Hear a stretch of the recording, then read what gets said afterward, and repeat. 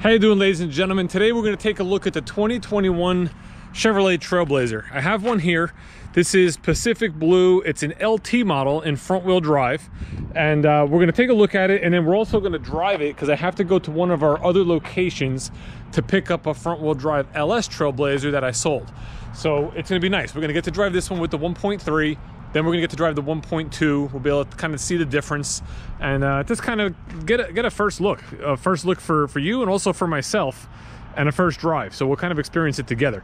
Now, the Trailblazer size-wise is a little bigger than the Trax and a little smaller than an Equinox. It kind of fits right between these two vehicles, and they're gonna have a couple different models. So this is what's called a LT, like an LS or LT model, more of a traditional styling. You're gonna have an RS model, which is gonna be more sporty, more Camaro inspired. And then you're gonna have what's called an active, which is gonna be more of like an active lifestyle, or I don't wanna say off-road, but like dirt roads, things like that. They're basically designing that one to compete with the Jeep Renegade. It'll have different shocks on it. It'll have some functional skid plates, things like that. More of an all-terrain tire pattern for if you're in that sort of, in that active type lifestyle. First thing with this vehicle is the styling. It does look like it's a bigger sibling, the Blazer. So if I go and take a look here at the Chevy Blazer, like the black and white one we have here, you'll see you have your center grille, you have your LEDs up top, headlights down below, and it's no different here on the Trailblazer. Now it's funny because the Trailblazer is the smaller of the two, and you know, it's funny, in my opinion, I think this should be called the Blazer, and the Blazer should have been called the Trailblazer because that was the bigger one. So when you went back to like the early 2000s and you had the Trailblazer, it was a larger vehicle, and this seemed more like the S10 style Blazer size. But you know, whatever, it is what it is. It's only a name, no big deal. These are 5-passenger with some nice cargo space. So let's just look in the back here.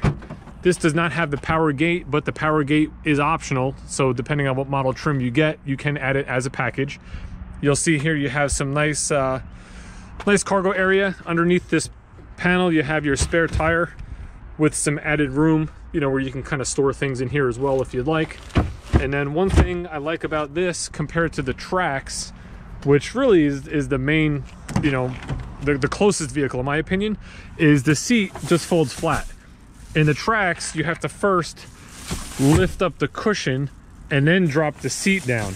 And with the headrest and all that sort of stuff, it used to get kind of in the way, and it's a little more cumbersome to get it done. Here it's nice and easy.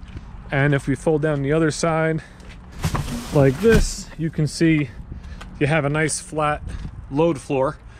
And then in this model, you can actually fold the front passenger seat down as well. So you drop that down and you can fit something up to 8.5 feet long, 8 foot 5 inches, I think, to be exact. So nice versatility, you know, between passengers and cargo. One thing I'm gonna do right now is just sit inside.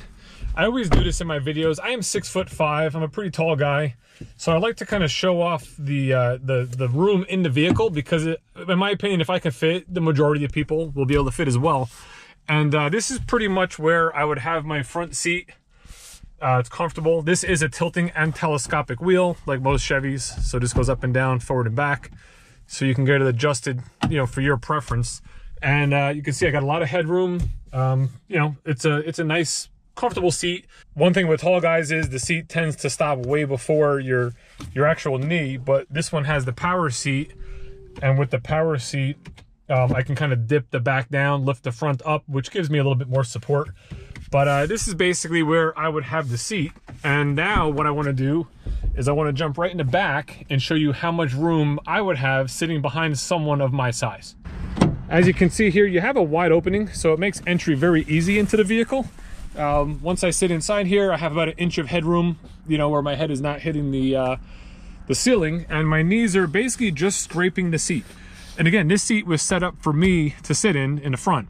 And again, I'm 6'5", so you know, you could put someone at 6'5" in the front seat and somebody at 6'5" in the back seat, and you know, you're relatively comfortable. 2 of me would fit back here, no problem. You know, 3 of me in this back seat would be tight, pretty much like it would be in any vehicle of this size. One thing I will say is you're sitting kind of straight up, and these seats do not recline. So you know, there's just one position you can sit in.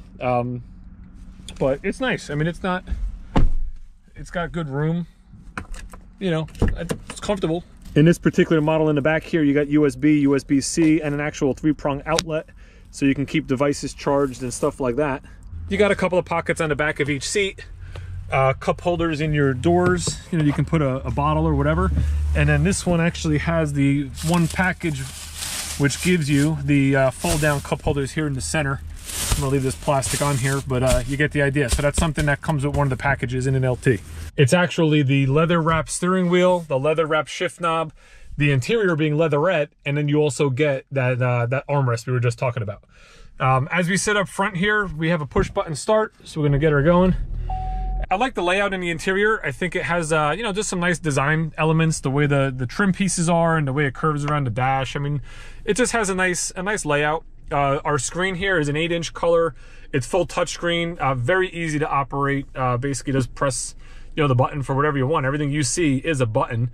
We do have a Wi-Fi hotspot that's available, and these do have Apple CarPlay and Android Auto, which in this model you have to plug into USB, but wireless Android Auto and Apple CarPlay are available. This is the first Chevrolet vehicle to have it, and which is awesome because then you see Google Maps, Waze, Pandora, Spotify, whatever you know, kind of use on your phone for music and navigation will appear right here on the screen.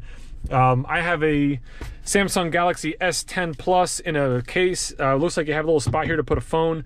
It does not fit in here. It's a little too big with the case on it, but depending on your phone, it might fit. There is obviously little spots here you can put it, or you can put it up in the front if you're plugged in.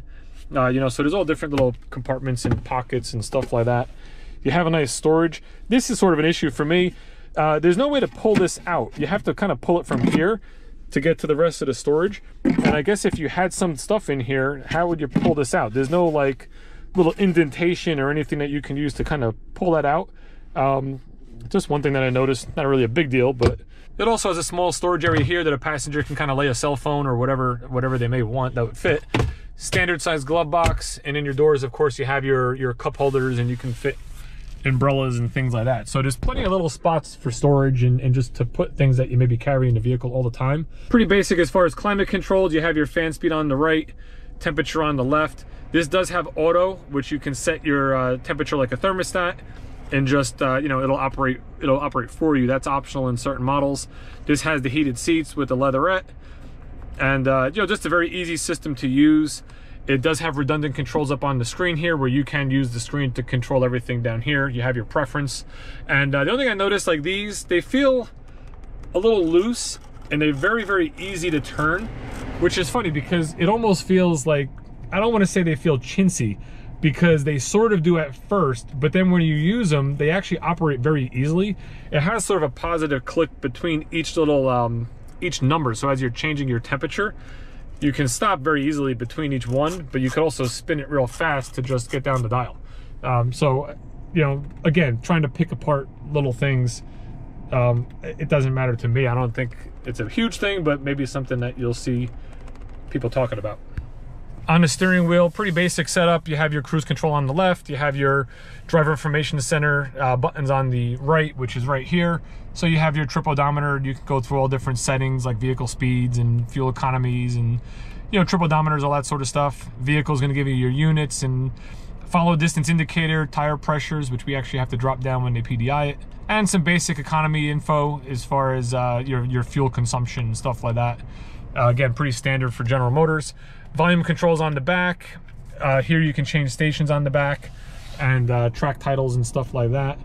And yeah, I mean, it's pretty nice setup. So far, I've been in the vehicle for, you know, maybe like 10 or 15 minutes here, just kind of looking at things and taking some footage. I'm impressed. I like it. I like the look. I like the style. I can't wait to drive it, which I'm going to do a little bit later today, and I'll take you along for that ride.